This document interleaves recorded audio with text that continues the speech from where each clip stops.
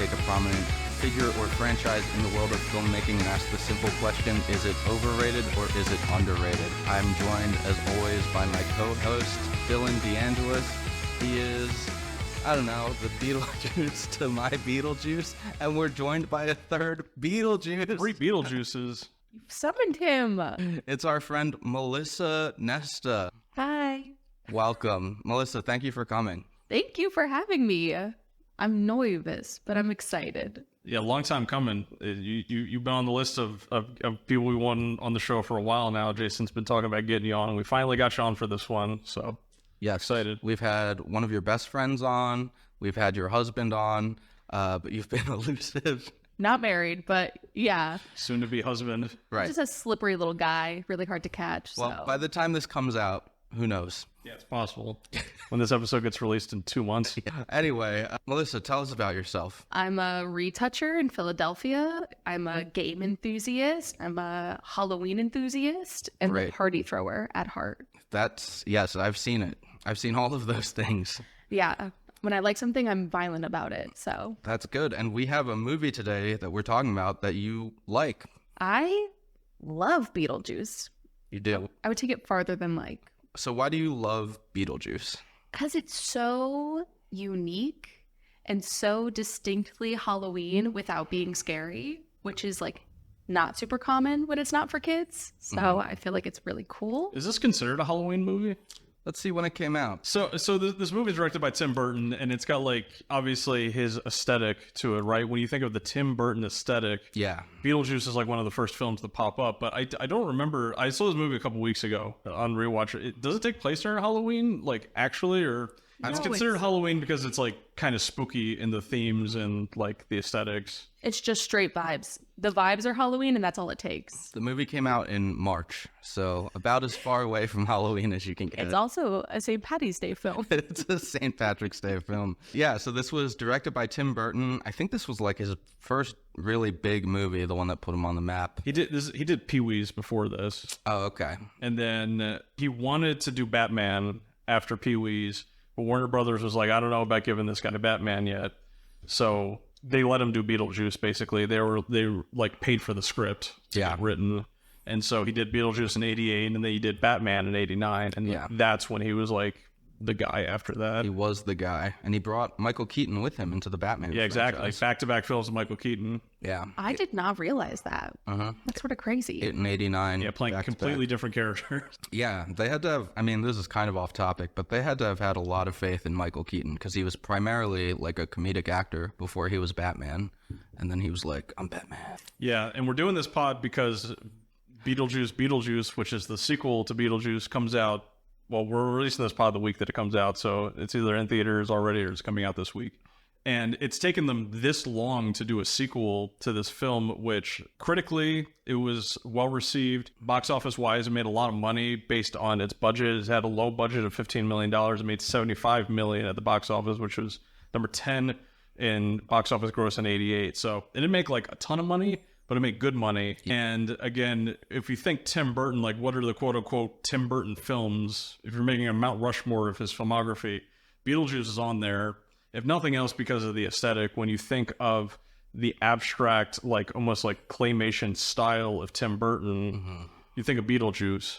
And on rewatch for this movie, like it's everywhere. You can clearly see that this is a guy, we talked about this a little bit in our Nightmare Before Christmas episode.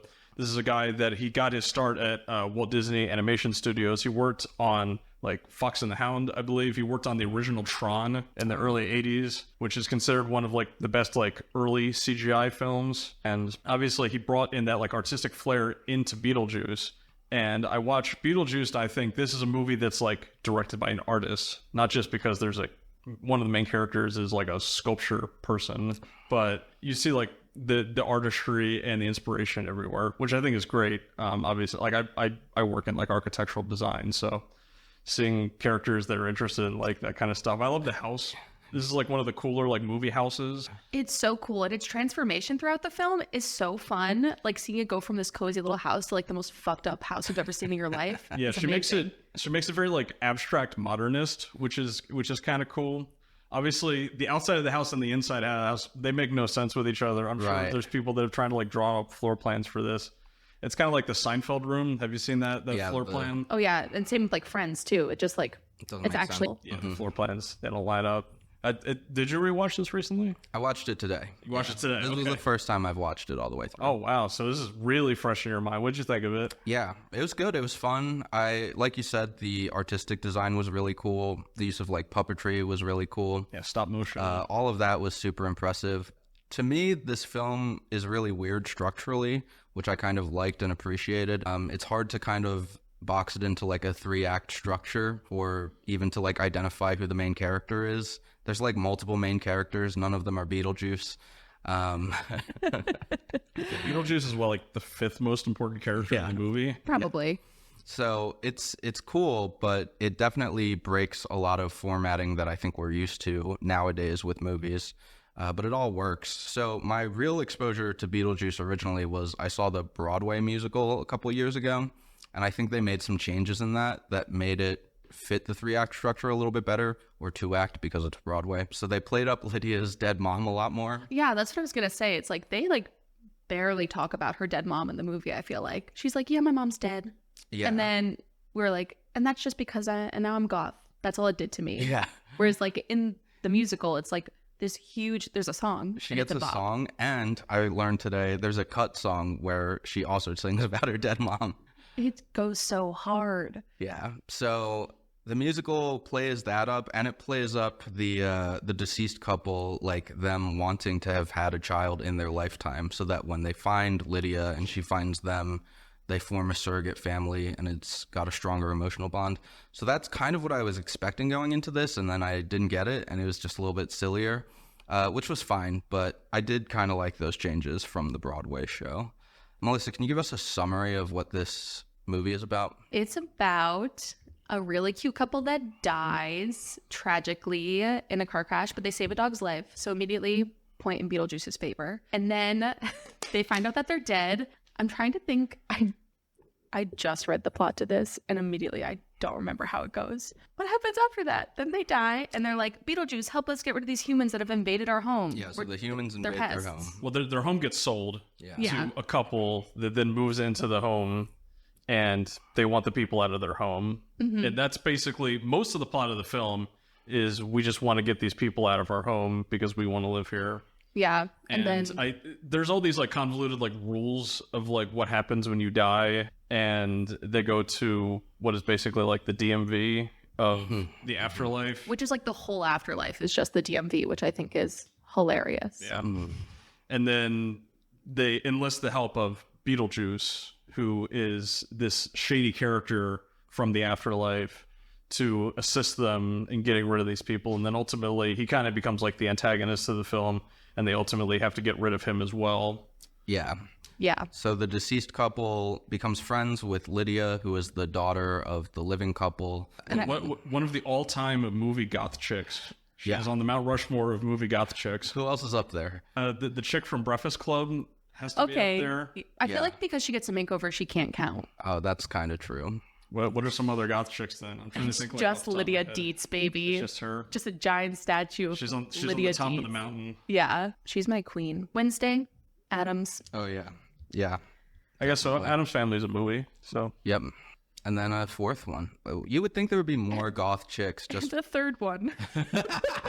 we need better goth chick representation. because of We how truly do. ubiquitous the term goth chick is. You would think they would have good representation in movies, but we're really struggling here. Yeah. I mean, I do love that Lydia Dietz, the only reason this movie works is like, oh, I can see ghosts just because I'm strange and unusual. Yeah, just because And she's a that's little it. goth. yeah, she has the sixth sense. Yeah. To see dead people. I'm pretty sure, like, in the musical, and I could be just making this up, but I think it follows Thestral rules. So, like, she saw her mom die, and so she can see the ghosts. Okay. Yeah. So Alec Baldwin and Gina Davis are their Thestrals. They're Thestrals, yeah.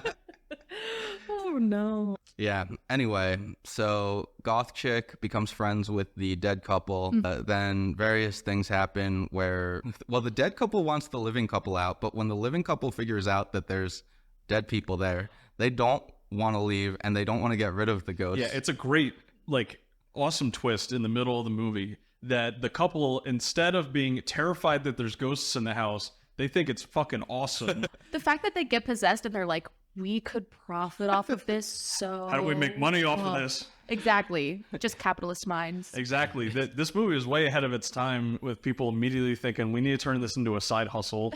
Yeah, I would, because if there was an Airbnb where it marketed that it was haunted and you could get possessed to do fun little dances, you would rent that, right? No, it would make a shitload of money too. make so You know how many much money. people love ghosts and would jump at the opportunity, especially white people. I mean, white people love going into haunted places that they shouldn't be going in. As a white person that loves to go into haunted places I shouldn't be going in, so true. There's a great, it's this really obscure YouTube series called Owlman, where this guy, he dresses up as a giant, like, terrifying owl creature, and he hides inside of, like, an abandoned hospital. I think it's in Europe.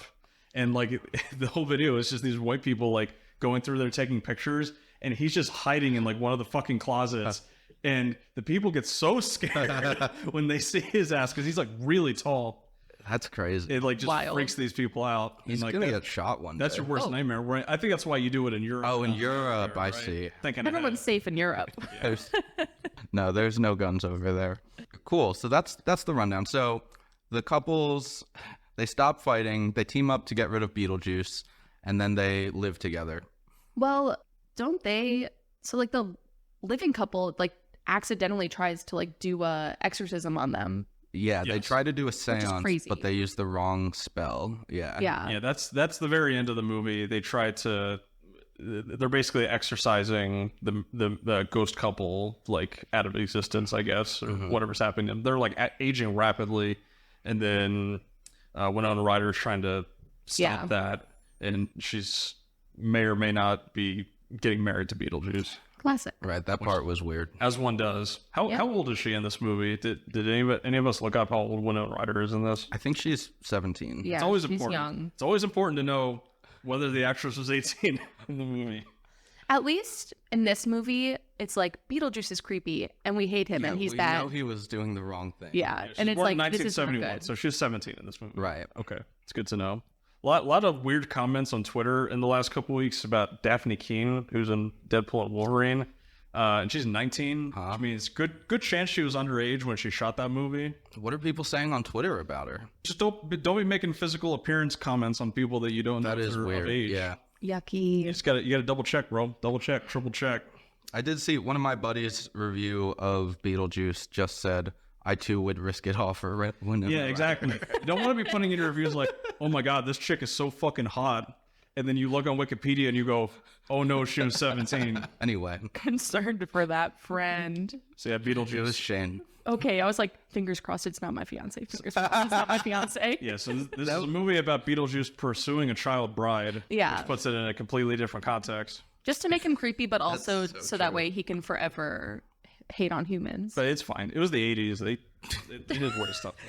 How many times are we going to say it was the 80s? We'll just forget about it during this podcast. Everything is fine as long as it's in the 80s. I feel like there were like various things that you could nitpick as problematic from this movie, and then hand wave with it was the 80s, but I can't really remember them. They do have like a witch doctor that shrinks heads at the end, which felt a little weird, but it was the 80s. Yeah, subtly racist. Subtle racism in the 80s is the 80s, baby. At least it wasn't blatant racism, you know? Yeah. There's a plus side. This movie, I think, says the F word in it once. Oh, shit. But has a PG rating, so Oh my one of the gosh. few movies to pull that off. Yeah, Sneaky. It's part of what makes the movie really interesting is that it's a film that was changed a good bit during the screenwriting phase. Tim Burton's like original idea for the film was much more of like a dark fantasy film than what it turned into, which is this is a comedy, and the original script was not a comedy at all, and they made it like way funnier through the script revisions, which I think like probably saved the movie. I don't think like going like the horror fantasy route of this would have worked nearly as much. I think Tim Burton's aesthetic mixed with the fact that it's a very funny movie and that you have this, if a lot of these characters are playing it straight and then Beetlejuice is super goofy, I think it works perfectly. Yeah, it's a very good movie. It's got a pretty good cast. It's got Alec Baldwin, Gina Davis, and Winona Ryder, and Michael Keaton. And this is kind of all of them at sort of the heights of their career. Winona Ryder's gone on to do a lot more stuff. and then she took a small break after shoplifting. But I guess Batman is Michael Keaton's height, but it was around that time. I feel like it's just like a little bit before their peak. Like everyone was just about to peak. Yeah. Which is really fun. Yeah, it is interesting. So some of these people have gotten into trouble, not just Winona Ryder. She's actually the least of the problems here. Alec Baldwin obviously left those voicemails on his daughter's phone and then also accidentally shot someone. Listen, he was acquitted. Crazy you didn't lead with the second thing. Alec Baldwin was acquitted of all charges. He was acquitted, He's yeah. a free man. He didn't, yeah, that was actually very tragic and he didn't mean to do anything. But he did leave some really mean voicemails on his daughter's phone. I have not heard about the voicemail thing. He called her an ungrateful pig. Ungrateful pig? His daughter? Disgusting. You know, now that I think about it, Alec Baldwin should be able to see Thestrals now too, right? Yeah, I guess so. No, he didn't see her die. Oh, he didn't see her die? No, there's footage of the police telling him that she died. And then he starts crying. Oh my God. Yeah, we're going to cut most of this from the episode. Okay, cool. Thank you. Note to the editor. Danny Elfman, the composer, amazing composer. Oh, yeah, great Elfman score. And He got Me Too'd last year. shout out to Oingo Boingo. And then the guy who played Lydia's dad in this movie, Jeffrey Jones, I just learned this today. He basically quit acting because he was charged with soliciting nudes from a minor, a 14-year-old boy. He made him wear a cowboy hat naked. No, don't laugh. No. We have to cut all of this because we laughed. All right. I'm going to say it again, but nobody laugh. I'm not going to say it again. For the record, I did not laugh until everyone else started laughing. Thank you. You did say no and show a face of concern, so you held That in was your- my genuine your reaction. laughter really good. So the Jeffrey Jones character is dead in the new one. Yeah, because yeah. That's the plot point. Well, like Gina Davis, I was reading like the synopsis of the new one, and Gina Davis and Alec Baldwin just aren't in the movie, which seems weird. Yeah, because I don't understand how they're going to make that work. I guess because they're still in the same house. Yeah, they talk and about they're they're like glued to that house for what, like 120. It's some arbitrary number. A number between 100 and It 10,000. was like 125. I thought it was 125. Yeah. Okay, so 125 years, which is within, Lydia's lifetime. Yeah. They're stuck to that house. So I'm assuming they're going to hand wave it somehow, right? Yeah, they'll just say they Yeah, found a way. their ghost to move died. on. Yeah. Yeah, so the new one, we can talk about that a little bit. It's called Beetlejuice. It's bringing back Winona Ryder, Michael Keaton, and Catherine O'Hara. And then it's bringing on, what's her name from Wednesday? Yeah. Jenna Ortega is Her playing her daughter. daughter. Yeah. Is there a father character? I think the father's in it too. No men. No men. No men. Is there a man? Beetlejuice is the only man. I don't know. Let's see. I love how there's a Wikipedia link for the Beetlejuice franchise. I'm pretty sure it's just these two movies. It is just these two movies. It's the two movies, Oh, the there's an TV animated show, series, too. and the Broadway musical. Oh, yeah. The guys who wrote the TV show are also the writers for the new movie. They also wrote Smallville and the Wednesday show. I'm a little nervous for the new movie. I hadn't seen the trailers because I was avoiding it because I was like, I want to be fully surprised because I love this movie so much. And then I saw a movie last night, which I don't normally do. Awful.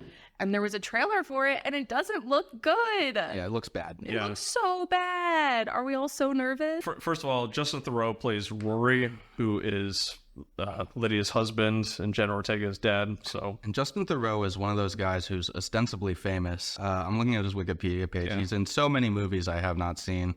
I think his claim to fame is having been married to Jennifer Aniston. Can you show me his face? Because I genuinely can't think of who that's he a hell of a is. flex. Good on him. Do you remember in Parks and Rec when Leslie is dating this guy who collects stories from people? Ron tells her that he's a tourist and that's why they should break up.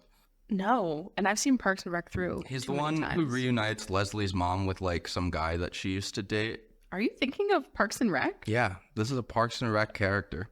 He's friends with Tom. He looks too generic to be real. Yeah, he looks like generic man for sure. Yeah. And he's very famous, and yet Is he Canadian? he was born in Washington, D.C., so Never he's mind. the most American. Yeah. Most America to be Philadelphia. There's a guy absolutely true. whose name sounds like Justin Theroux, who I think is Canadian, and that's who I was thinking of. And we'll never know, guys. The other two big characters in the new one are Monica Bellucci is playing Beetlejuice's ex-wife, That's funny. And, That's really fun. Willem Dafoe is playing a ghost detective. Oh my god. Willem Dafoe's playing a ghost detective. Willem Dafoe is in the movie? That should be a different movie, a better movie. I love Willem Dafoe, so I just got a little bit more excited, but I'm still mostly Yeah, but I agree with you that recent Tim Burton has not been very good. good old Tom. Tommy Burton. Love you, Tom, friend of the pod. Recent Tim Burton, he's done what? The Alice in Wonderland movies. And the Wednesday Netflix series. I have a confession. I really dislike Tim Burton. Isn't that Like overall? yeah? Like as a man. I can't think of any movie besides Beetlejuice of his that I like. My favorite Tim Burton film is a film called Ed Wood, which is about a B-movie director of the same name, and it's also my favorite Johnny Depp movie. It's the only film where like Johnny Depp, like, he's just playing like completely straight in the film, and it's a movie about filmmaking, which is a lot of fun, and it's all in black and white, and it's really earnest, and there's an older actor in the film that I think he won Best Supporting Actor at the Oscars for that performance. It's a good movie. He made some good stuff in the 90s. Obviously, the thing Tim Burton is most well known for is a movie that he did not direct, and that's Nightmare Before Christmas. Tom Selleck directed that. I'm sorry, Henry Selleck. I'd save. Yeah, I'm getting names off today. It's fine. What? We edit the names. We do edit every mistake, but Every time somebody messes something up, you just edit it. we have a lot of mistakes this time. It's amazing, like, when you're not doing a live pod, the things that you can fix. But yeah, Tim Burton's a guy that's known for, like, aesthetic and Yeah. the looks to his films, and his recent stuff has been really CGI heavy, so he hasn't really been able to flex that as much. Yeah, and I really dislike claymation, so it's sort of a miracle that I have really strong feelings. It's sort of a miracle that I at all like Beetlejuice. It's the only movie I've ever seen where I think that the claymation doesn't scare me. Have you seen James and the Giant Peach? Yeah, it freaks me the Yeah. I was gonna say, you don't like, Good, scary claymation. is it claymation or is it stop motion you don't like? a little bit of both. What about like Fantastic Mr. Fox? Yeah, that's Disgusting. yeah, that's what I was No. gonna say, like or like Coraline. Nope. I mean, that one's scary on purpose. All right, this is who Justin Theroux played for 4 episodes in Parks and Recreation. 4 episodes. Yeah, I just want you to know that I'm right. I've seen And that show the through. audience, yeah. No lie, 8 times. It's embarrassing how many times I've seen it through. Oh, he looks so different. I can vaguely think of the character. They make him look like less attractive in that show, I think. Can you pull up a picture of him at Parks and Rec? Yeah, We're getting off topic. that's We're getting what off we're topic. We're doing. getting off topic. But yeah, this new movie's coming out, what, 36 years later 36, yeah. from the original, and this is probably just going to be one of those like soft reboot films, and it's probably not going to be great, right? It doesn't look great. Again, they're just like banking on IP. Have you seen that the Hot Ones clip that's trending right now with Vince Vaughn? Yeah, I have. Vince Vaughn was on Hot Ones? Yeah, where he basically, because Vince Vaughn has done a lot of like R-rated like violent Comedies. films lately. Oh, Well, he was asking about like the R-rated comedies that he did in the early 2000s, and asking like, you know, why don't we get stuff like Wedding Crashers or like old school nowadays? And Vince Vaughn was basically like, you got to be tied to an IP. You got to be tied to something that at least the studios feel comfortable that if it fails, well, at least you tried because it's something that's known instead of something that's original. So studios don't want to take risks as much. And I think doing a Beetlejuice sequel is like an obvious symptom of that. Yeah, I think that the movie is so good on its own. It did not need a sequel, but I am excited to see Michael Keaton do Beetlejuice again as an old gray man. Yeah. yeah, I think he'll bring it. It think seems so like too. he's having fun. He kind of like slept through The Flash when he came back to play Batman, but he's definitely bringing the energy to this one. So You can't sleep through Beetlejuice. It's like not possible. Whereas Batman's just grumble, Yeah. talk so low. yeah, Yeah, in later career, Michael Keaton has been kind of interesting. His like big stuff was obviously Birdman. He was in the founder of the McDonald's biopic. oh yeah, I didn't see that. Yeah, I was like, I haven't seen it like that many movies, and I was like, it's like a big one. He was in what is it called? The film about the Catholic priests getting busted by the Boston Globe. Yeah, Spotlight. Spotlight, yeah. Oh, okay, I didn't see that, but So he's been in some like big Oscars films. So, but I think he kind of works well as like a goofy dude.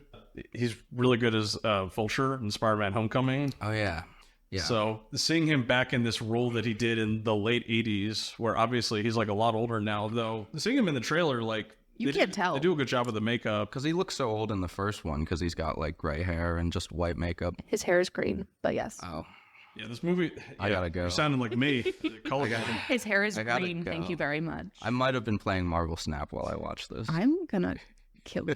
I really need to start taking your phone from you when we watch movies. You guys need a Can't little do it when I'm cage. not here. When you're not here. I'm gonna lock it in a safe and be like, Jason, we're watching a movie tonight. I need you to watch the movie and not your phone. I need to get the credits to buy the cards. No, You don't get it. don't add for Marble Snap. It takes Shout over out to Marble lives. Snap. Marvel Snap, if you want to No. sponsor this pod for some fucking No reason. one download it. It'll take over your life. Yeah. So if we're talking about the sequel, which I guess we are, because that's like what's interesting to talk about right now, is this movie, they got fast-tracked for a sequel because the first one was so successful. So they were like, let's put another one out in 89. And Tim Burton and Michael Keaton both said, hey, no, we're going to make Batman instead. And what's cool about Batman is that we actually watched Batman for one of my architecture classes in college because like the aesthetic of the architecture is it's very like abstract and it's very gothic. And so it's such a unique visual style that like Tim Burton's Gotham looks completely different from Gotham in like any of the other interpretations of Batman, right? So yeah, I can understand why, you know, you try to be like pushing into like different universes with his stuff. Because like make no mistake, like any Tim Burton film, the aesthetics are what's going to be the star of the show. Beetlejuice, the first film, won the Oscar for best makeup, Yes. and Rightfully so. like it's great makeup and it's great like body horror that they have on the characters as well when they're like morphing their faces around It's so so they can look cool. scary. That was really cool. It's I super like that part a scary lot. and it's all practical. It's really cool. Which is why I think I love it so much and why, sorry to bring up the second movie again, but why I'm scared for the second movie because they're going to rely on CGI. And the charm of Beetlejuice is the practical effects. Yeah, I think they're going to be doing a good bit of practical stuff still. I was watching an interview with Jenna Ortega, and she was talking about some scene that's in the trailer where she's being chased by a sandworm. Not the Dune sandworms. This is the Beetlejuice sandworms. Right. 2024, a big year for sandworms in film. Huge, dude. Sandworms are popping off. But she was saying that it's a kind of a short scene that they shot on a soundstage because she said that most of that sequence is stop motion, that they did it like practically stop motion again. Yeah, Tim Burton did say he wouldn't come back unless he got to do mostly practical effects. Thank So God. there's, yeah, you should feel a little bit assured that they'll do a lot of the same stuff. The trailer's just bad. Like the trailer just doesn't highlight the fact that they're doing that and it's At bad. all. Yeah. Yeah, and they're clearly trying to bank on Jenna Ortega and the fact that she's popular for the Wednesday show right now. So hopefully they get like younger people to come watch this film. And hopefully this isn't one of those movies where I go to see it on opening weekend and it's all people like in their late 20s and 30s like watching it. Yeah. That's not what you want to see. When you do one of these like IP bait refreshes, you want to try to pull in the younger audience as well. And that's why you cast Jenna Ortega in the movie. Yeah, I'm curious if that'll work. Yeah, I have no idea. Do you think that this could be the next Ghostbusters, which has like a million new movies? I think it's a good comparison for sure. And the Ghostbusters movies make like modest box office. That's why they've made. So many of them. Yeah. Did one come out this year? Yeah. so. Ghostbusters Frozen Empire. Frozen Empire. Oh God. Yeah. What? I don't think kids went to see that. I think angry adults went to see that. And people that go see every Paul Rudd movie. Oh, Me, yeah. respectfully. But you didn't even know that movie came out this year. No, I have not seen any of the Ghostbusters. So I That's guess fine. not me, respectfully. Oh, Love you, Paul Rudd. We don't like Ghostbusters on this podcast. It's Yeah, probably our hottest take. Go check out our Ghostbusters episode. We did one a few months ago. Please, you can see why we don't care for that movie. So this sequel that's coming out. So they tried to make one in 1989. It was called Beetlejuice in Love. And the premise was this guy is proposing to his fiance on the Eiffel Tower and he falls off the Eiffel Tower and dies. And then Beetlejuice tries to date the woman and the guy is trying to like get back to stop it or something. I don't know. The guy who wrote that screenplay died and then they shelved it. And then for the next like 15 years, they were trying to make a sequel to Beetlejuice called Beetlejuice Goes Hawaiian. Would bang so so much money to read that screenplay. I'll send it to you because it's available online. Oh my God, I know what I'm doing tonight. So Beetlejuice goes Hawaiian. The Dietzes, they work in real estate, so they buy a Hawaiian resort, but it's built on top of the graveyard of a kahuna or something. But I don't know. Some sort of Hawaiian sorcerer, and the sorcerer tries to take over the world or something, and Beetlejuice gets to become a hero by winning a surfing competition. That's the climax of the movie. And they were trying to make that happen for 15 years, and it did not happen. It went through a lot of iterations since then. At one point, like 12 years ago or 9 years ago, Winona Ryder was asked about it, and she was like, well, it's been 27 years since I played that character. I love her. I would probably come back. And now it's been 36 years. And she did it. And she did it. It still looks great. She does. I mean, and obviously she kind of reinvents herself by doing Stranger Things. Yeah, She's definitely. kind of stayed around this genre generally. It's interesting. If you were to do a Beetlejuice sequel, hypothetically, say we were trying to figure out one in the 90s, do you keep your through line movie to movie just Beetlejuice? Do you just tell different stories where there's ghosts and Beetlejuice intervenes in some way? Or do you do what this movie's doing, where you pull in all of the secondary characters with Beetlejuice to make the sequel? Because I feel like you have more opportunity to make a cool story if you just have Beetlejuice being this recurring character. Right. I agree with you 100%. I'm sort of surprised that they brought everyone back. I mean, I'm not, because people love the characters and they're so likable, but also they did their thing. Yeah. It's already happened. Like, I don't know. They're just like playing off of a new mom story. And I feel like it's not going to be interesting. Yeah, I'm pretty worried for it too. It's an interesting question. In the Beetlejuice cartoon, I only read the premise of the cartoon, and the premise was like Lydia and her best friend Beetlejuice get into hijinks as she goes to high school. Is it Scooby-Doo? I don't know. It's like Scooby-Doo meets Archie. Yeah, kind of. So as we know, at the end of Beetlejuice, Lydia and Beetlejuice are best friends. Yeah. Famously. So- You know, when she was a child bride. Yeah, I guess So fun. they get married in the animated series. Water under the bridge. It's all good. If I had more time, if I hadn't watched this movie for the first time today, I would have checked out one episode of the Beetlejuice cartoon. I feel like you had good priorities. Thank you. But it goes back to what I was saying before, where the star of this film is the aesthetic. One of my favorite parts of the movie is that there is a giant model town that Alec Baldwin is constructing in the attic, and it's like a central character of the film, this model town. It's so fucking cool. I love people that are super crafty. I think that Alec Baldwin like owns like a shop in town, right?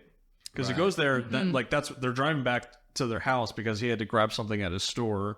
I'm not sure if that's like a woodworking shop or what it is exactly, but he's grabbing like arts and crafts stuff to bring back to the model. I don't think it was his store, but I think they did just like go shopping in town. Well, no, he like unlocks the front door and then locks it behind him. I don't he? remember. Yeah, you were looking at your phone.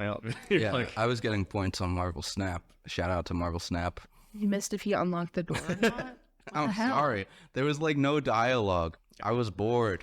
he's getting bored with the Danny God. Elfman score. That's like 5 minutes into the movie. I'm sorry. It's so fast. It's like he like puts on the film and he's like, all right. Every single time we're watching a movie and like something cool happens, because I'm sitting in like my recliner and he's like behind me, And he'll look back. I'll turn around and Jason's just like leaning over, like it's like the movie is in his peripheral vision, out of focus. You need big screen and little screen to feel joy Yeah. at the same time. Yeah, you need a lot of blue light coming into your eyes. You got to get one of those like Apple Vision Pros where you can just project 3 screens in front of you at once. I do need an Apple Vision Pro. If anyone wants to send us one, we'll do a product review. Their address is Send it to our P.O. box. Beetlejuice also guest starred on an episode of Teen Titans Go in 2020. So that is the most recent Beetlejuice project. I didn't even know that Teen Titans Go was still. Yep. He was voiced Making by episodes. Alex Brightman, reprising his role from the Broadway musical. That's so fun. So this franchise is pretty expansive, even with just one movie. So it's had quite a legacy, and people definitely know it. So speaking of which, let's talk about how this movie is currently rated. So we'll look at the... Dylan, can you pull up the Letterboxd numbers? Yep. And I will look at its Rotten Tomatoes. Should I do a drum roll? I think it's like an You can. I think it's like an 85 on Rotten Tomatoes. Yeah, you nailed it. Fuck. Sorry. Letterboxd average is a 3.8, It's pretty high. and you gave it a 3.5. Yeah. Below average. I think I gave it Noted. 4. So this might be rare film that I rated higher than you. You gave it a 3.5. Oh, okay. Edit that out soon. Shane gave it a 3 and then said I'd risk it all for Winona Ryder. And you only gave it a 3? What the hell? We're going to cut that. He's got to start getting one of those age of consent cards from that one Transformers movie. From Transformers 4 something, something, something. Yeah. Have you seen that? The clip of that? No. Oh, it's insane. So This God. this fun fact, I'm putting fun in air quotes, we're going to cut came this. up when we were watching Last Airbender for Yeah. M. Night Shyamalan. Yeah, so the girl who plays Katara in the last Airbender movie, a few years later, she is in a Transformers, and she's playing like a 16-year-old.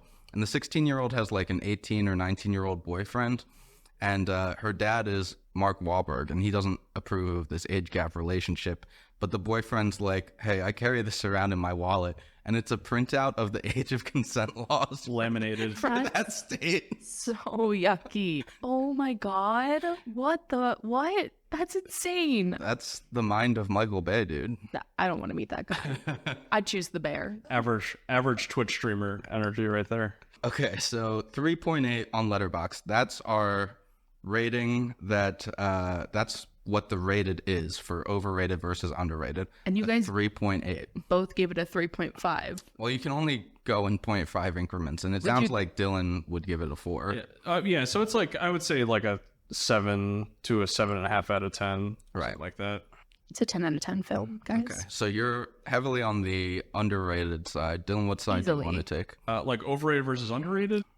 It's tough because it's a film franchise that wasn't like touched much in the last like 30 plus years, right? But I think on its own, it's a really good movie. And I think with like in the pantheon of Tim Burton films, I would say it's definitely underrated. Okay, great. Personally. So So you guys- I'm curious. So is this like a 5 out of 5 type film for you? Is this on your Letterboxd top 4? You put it on the wheel. I don't have Letterboxd. I thought you did. But no. Do we want to do a live Letterboxd top 4 here with Melissa? Yeah. Okay. You guys are going to hate me and you're going to immediately discredit everything I say once you hear my top 5. But number 1, Practical Magic. Sandra Bullock. We'll talk about that on here at some point. Oh, you have to. And you have to bring me on because it's the best movie ever made and I'll kill anyone that says otherwise. Number 2, Serendipity. Yes, it's problematic and we're not going to talk about it. Just a little bit, a touch of it, but it's really good. Dylan's never heard of either of these movies. Wow. You had mentioned Practical Magic to me because I think she was talking about doing that. You for a and then while. another one of my friends are just obsessed with Practical Magic. Because it's so good. You really should watch it. It's actually upsetting. You will not like it, Dylan. Well, there's cool elements of like true crime, I guess. No, there's some good parts to it. Yeah. Jason, hype it more. Faith Hill is featured prominently on the soundtrack. How prominently are we talking? A lot. They used the instrumental from This Kiss repeatedly in the first 15 minutes. And that's how you know it's a good movie. Dirty Dancing, top 5. That one makes sense. That movie slaps. It's so good. And then Beetlejuice, probably. There you go. Have we talked about our top 4s ever in the pod, Jason? Mine's pretty flexible, but no, we haven't. We'll do that for another episode, I guess. Yeah, maybe we'll do that for 50th. Our 50th episode is coming up like really fast here. Happy birthday. It's like, it's almost the 1 year. I was looking at my Facebook memories today. This is, well, the day we're recording this at least is like the 1 year where we like met up at a coffee shop and like we like wrote down all the stuff we want to do for the pod. Cool. So it's like a year. It's been a year doing this so far. Yeah, not a lot to show for it in terms of views or money, but You got to in start terms somewhere. of fun and friendship, it's been a great time. Friends Yeah. we made along the way. That's all that matters. Yeah. So you guys want to argue that this is underrated? So it's got a 3.8. You think it's a 5 out of 5. And Dylan, you can take that side as well. Why is it underrated? Why are these people saying it's just a 3.8? Why are they wrong? I'm thinking. One of my main points is I feel like the thing that's going against it right now is not enough people have seen it. For it being such a prominent movie, you saw it for the first time today. So true. Today, and it's a really good movie. Even though it's like has a big name, not a lot of people have seen it. I've introduced it to so many people, and I think that alone makes it underrated. People aren't even watching it. People haven't even seen it, and it's So funny. It's so unique. It's so distinct. So cozy, scary, cool. Yeah, I think there's a lot to say for the fact that this is a film that is kind of stuck in the public consciousness, despite the fact that it is just one movie that was made in 1988, and that was it. And not only that, this is a film that's directed by Tim Burton, and Tim Burton is one of the most famous movie directors of the last 30 years. And this is one of his best movies. And it's a movie that, you know, people might not think of like immediately of as like, you know, upper echelon stuff. You know, people probably think of like Batman, even like Ed Wood. Ed Wood is more of like a critical success. But when you think of the Tim Burton aesthetic, which is an aesthetic that kind of gets like ripped off a lot, especially with like Halloween stuff, it's Beetlejuice. Beetlejuice is the film that started it. It's got the worms in it. It's got the weird crooked archways and doors and stuff like that. We talked about it in our Willy Wonka pod that we did last year, that Tim Burton did Charlie and the Chocolate Factory. He pulled a lot of aesthetics that like he originated in Beetlejuice and put it into that movie, and it doesn't work at all because it doesn't have the same tone or like the feel to it. It doesn't work when you're trying to craft a German town and trying to match it with the same energy as the house in this film. But yeah, this is also a movie that I think is a really cool, like tight script. The movie is like 92 minutes. You get in and you get out, and there's not a ton of plot that happens in it. However, I think that the pacing is really good, and the movie kind of progresses through these people are ghosts and they're figuring out like how to be ghosts. And then Act 2 is them trying to scare the people to get them out of the house. And the end of Act 2 is the twist of they don't want to leave the house. They love ghosts. And then Act 3 is the ultimate like resolution against Beetlejuice. I actually think it works pretty well as a 3-act structure in that regard. I think like structurally, it's a really solid movie also. And when you bake in the added aesthetics, where visually this is a movie that like you see like a frame of and you go, oh, this is Beetlejuice. You have the iconic look of the Beetlejuice character. Yeah. I love me some cool sculptures that come to life. Sure. I love that there's a character in the movie that isn't like an abstract sculpture, like a curator, I think, right? I don't think she's an artist. No, she sculpts too. Does she? Yeah, I think a lot of the things in the house are supposed to be hers. Yeah, Catherine O'Hara, one of the all-time movie moms. Yeah, definitely. And I love that she's a bad movie mom in this movie. Yeah. I guess Home Alone, she's also a bad movie. Yeah, she's pretty bad consistently. Yeah. Whoa. Never realized that about her. That's fine. It's her aura that's just so warm. We'll see how she is as a grandma in Beetlejuice. Yeah, she'll be in the new one. Yeah. It seems like she's quite friendly with Wednesday Addams, whatever her name is, Jenna Ortega. Whatever her name is. Shout out Jenna Ortega. I know who you are. Have you seen the movie that she did recently with what's his name? Miller's Girl? Yeah. What's that actor's name? Martin Freeman? Sheen. Martin Freeman, is that it? Yeah. He's the only white guy in the Black Panther movies. Yeah. Crazy. Yeah, he has a film where she's like a student of his. Yeah. And she's trying to hit on him. Yeah. And I don't know the resolution. I've only seen TikToks of certain scenes. Right. It's weird. So he makes her write an essay because he's a teacher, and she writes like a fanfic where they hook up. Ew. And so you see like sequences of that happening, I think, because she wrote it. So you're seeing like the imagined thing. But I think also maybe they hook up. Ew. I'm not sure. I don't know if that's like a dream sequence or what that is. Exactly. Yeah, I didn't see it. No matter what, it feels sort of gross. Yeah, it's a weird movie. People, as soon as the trailer came out for that, people were like, what's the purpose of this? Yeah, there's no reason for that to be made. No one wanted to see that. Right. So that was interesting. She seems like someone who's always trying to like reinvent herself. I think after she became so popular on Wednesday, which is like such a kid's show, she was like, I got to do something spicier to make people take me seriously. Yeah, the problem she has though is that like she looks like a little kid still. Right. Yeah. Despite being like a grown woman, so yeah, that just causes, I guess, like problems aesthetically. There's I don't know what movie it's from, but there's some clip of her like saying like everybody wants to fuck the 15-year-old. Do you know what that's from? Dylan, where are you watching these clips? Why do you have all of these? It gets clipped together a lot. Anytime like a Twitch streamer gets like coded as like a PDF file, and so they clip it together with that movie, and then they'll just show like a fan cam of that person. I'll pull up. There's one that for Dr. Disrespect. I don't know if you know who that is. That he got outed for like messaging like people on like Twitch DMs. And I don't know many they clipped it together from PDF files. So Yeah. Cool. So why is Beetlejuice overrated then, Jason? Good. So, I asked ChatGPT to write this argument. and ChatGPT, I'm not super stoked on what they came up with. the great because equalizer. it's a great movie. Yeah, ChatGPT was like, "You're wrong." listen, they're like overemphasis on style. Tim Burton's signature gothic and quirky visual style is prominent in Beetlejuice. For some viewers, the film may rely too heavily on its aesthetic appeal rather than developing deeper character arcs or narrative depth. It's too dark. Like, get some colors in there. Right. Yeah. Some of this is just dumb.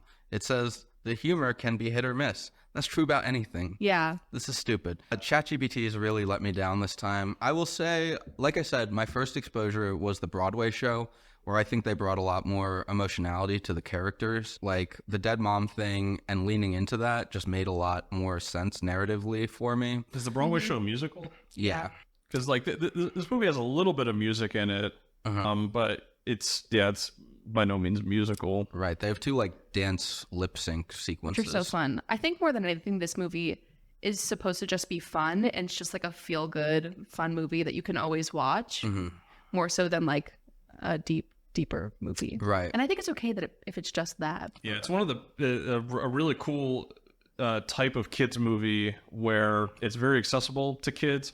However, there are very specific scenes that'll freak kids the fuck out. Yeah. Oh, I was terrified of them like being exercised as a kid. Yeah. It like haunted me, and I still love it. Or when they do the body horror stuff with their faces, like, yeah, kids ain't sleeping after that.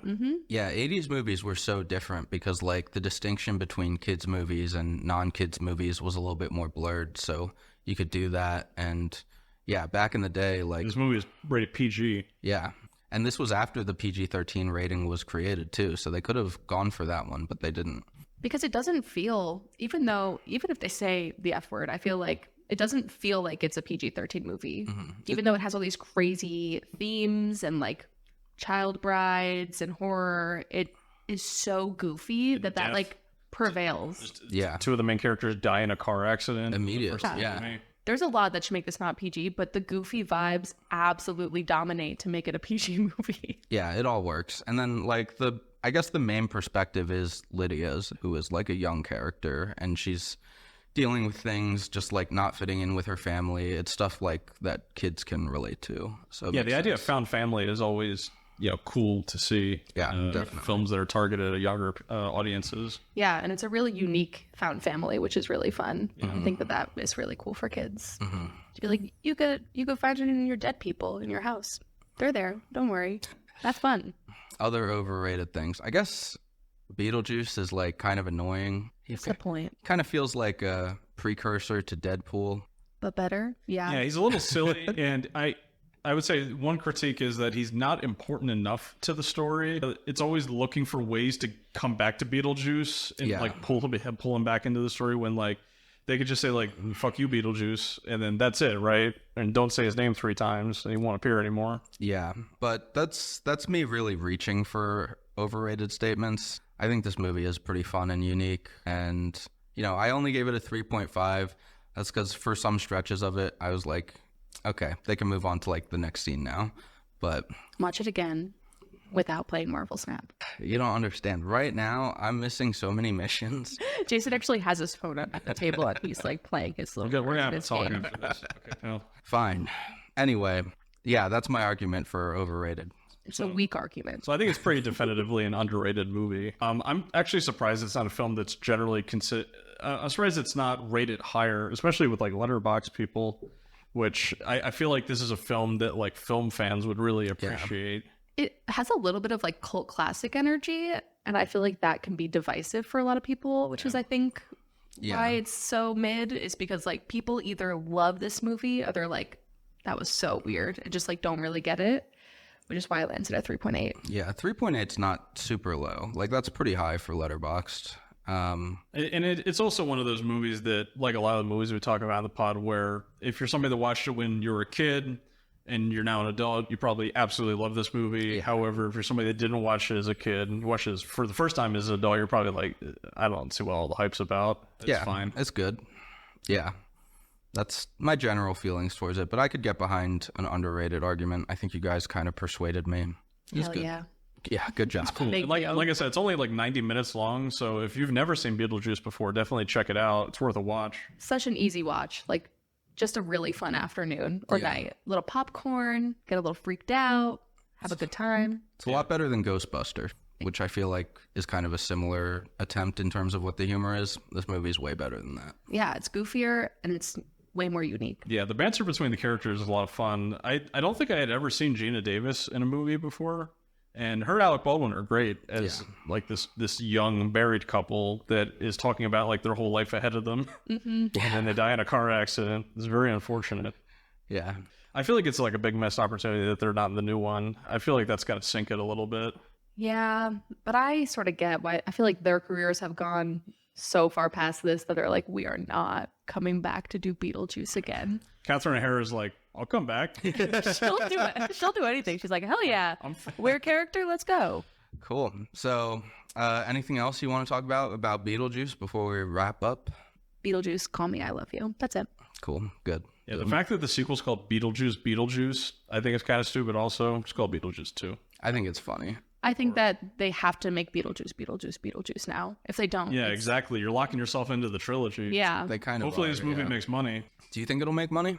I don't think so. I don't either. I don't really think so either. Let's look at the budget on that real quick. Yeah, that's really what's telling is when you look at the, speaking of box office, did you see the numbers for Harold and the Purple Crayon, the Zachary Levi movie? It made under $1 million in its first day. It made, I think, like $6 million domestic this weekend. It had a $40 million budget. Oh, no. That man's never going to star in a movie again. Oh, well. He's going to be doing RFK Jr. rallies for the rest of his life. Yeah, poor guy. Okay, they don't have the budget released for Beetlejuice yet, but But if you look we'll at learn. Tim Burton's recent stuff, I mean, the Alice in Wonderland films are probably, what, 150, 200 maybe? I understand those are a lot more CGI heavy than this one is. those movies made a shitload of money. Yeah, they made a lot of money, yeah. I don't know anyone who's seen them, but they made a lot of money. I have, and they're not good. I've only seen the believe first it. one, Yeah. and it's bad. But I also think that those rely on the princess live action stuff, which Yeah. was like really big when they came out. And those were all kind of bad. Yeah, they were. Yeah, this one's going to be tricky because we were talking about Twisters over the weekend and how Twisters had like kind of a solid opening weekend, but now it's like compared to its budget, because that's a movie that has a pretty large budget, that like if you're sitting in that $100 to $150 million range, you're kind of like painting yourself into a corner where, you know, we talk about you got to double your budget, right, when you add in like marketing. So now you're saying we got to make $300 million to make money on this film, whereas if you make a movie for $40 million budget, well then now you don't even need to make $100 million at the box office to like be, you know, positive. So where the budget falls is like so important here. I mean, it's the same way for the original Beetlejuice film. It was made for $15 million. That's it. And so you make 75 at the box office, you're like, shit, this is a huge success. Mm-hmm. So yeah, it's all relative. I guess we'll see when like the budget, you know, information becomes public, and I don't know what else is coming out around that time. It comes out end of August, I believe, like Yeah. the last weekend of August. Or So early this isn't a Halloween movie either. Right. They could have released it in October. Yeah, they should have. They definitely should have released it in October. That was a missed opportunity. It's getting around that time. I don't know if you saw, they got the Spirit Halloween sign up I did. down the road from us. I saw one in Center City, and I got really excited about it. Yeah, that one's always there, though. Halloween starts like immediately after July, after 4th of July. Yep. Shout out to Spirit Halloween, friend of the pod. Cool. So that's going to be it for our Beetlejuice podcast. Thank you for watching. Melissa, thank you for joining. Thanks for having me. Melissa, do you have anything to plug? 48-hour film festival is about to happen, and we are recording a whole movie, writing, editing in 48 hours this weekend, and that will be released after this comes out. So, Jason, put the link to that. Okay. Thanks. You're welcome. We don't know what it's called or what it's about, but it'll be really cool. Yeah, we find out on the I was weekend. gonna say that's the whole point of the challenge, right? Is that you don't know what you're making really beforehand. Yep. You have no idea. So, you'll know as much as I do when this comes out. And it's a competition, right? Yeah, we won last year, Philadelphia. What? We won. Wow. Flex. Yeah, Amazing. the 48-hour Philadelphia Film Festival last Do you have year. like a trophy? So we do have a trophy, but there was a little oops where our name is spelled wrong. So 48-hour, you have shit. 48 hours to fix this. I have a finger gun for the podcast listeners. Is there a limit to the number of people that can work on that, or is it just like whoever you have in your group? No, it's just whoever I feel like that'd be like kind of unfair if you have like a whole crew of people. Yeah, that's why we won last year. It definitely A helped. whole crew of people. Yeah. Yeah, we had a lot more people help us last year, which was really helpful. But It's kind of funny watching the films because like you can tell half of them are just like a group of friends with a camcorder, and they're like, this would be a fun thing for us to do as a group of friends. And then there's other people who are like, I'm putting my all into this. This is gonna start my career. And that's or it's like we have a production studio and we are fully putting $1,000 into this. Yeah. Was last year the D&D one? Yeah. Yeah. So, Jason showed it to me, and I was like, this looks way too professional. Okay, well, also 48-hour like challenge. put a link to the D&D one. Watch that on YouTube. It's really fun if you like D&D. Yeah, that's the award-winning one. So Yeah. yeah. I had showed Jason, Red Letter Media, also a friend of the show. They have a video from like 8 years ago where they did a 48-hour challenge in Milwaukee, and there was like 5 of them, and they like vlogged the entire process of them making it. And like by the end of it, they were like, I fucking hate these guys. I hate this movie. I hate doing all of this. And so I assume it's very stressful that time. Yeah, most of the stress falls on Dan though, actual friend of the pod. Yeah, Check and out also our- the love of my life. True. What episode was he on with us? Check out your Furiosa episode. The Furiosa episode. Yeah, you can see Dan. He's the creative genius behind last year's 48-hour film project and the creative genius behind this year's, but we don't know what it is yet. It's also going to be award-winning. Calling it now.